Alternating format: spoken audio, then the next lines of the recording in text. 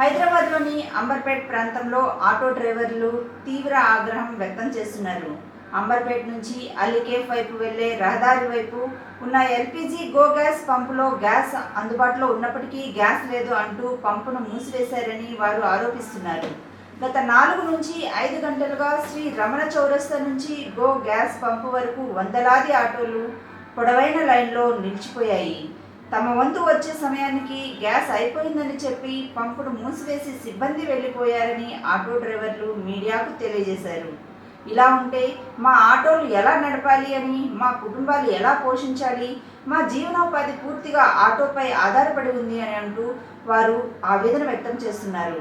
Gas ఉన్నప్పటికీ ఎందుకు ఇవ్వకుండా పంపును మూసివేశారో స్పష్టమైన సమాధానం ఇవ్వాలని వారు డిమాండ్ చేస్తున్నారు. మీడియాతో మాట్లాడిన ఆటో డ్రైవర్లు తెలంగాణ ప్రభుత్వం మరియు ముఖ్యమంత్రి రేవంత్ రెడ్డి వెంటనే స్పందించాలని కోరారు. మాకు వేరే ఉపాధి లేకపోతే వాచ్మ్యాన్ లేదా ఇతర పనులు ఇవ్వండి అని, లేకపోతే ఆటోలు వదులుకోవాల్సిన పరిస్థితి వస్తుందని వారు అంటున్నారు.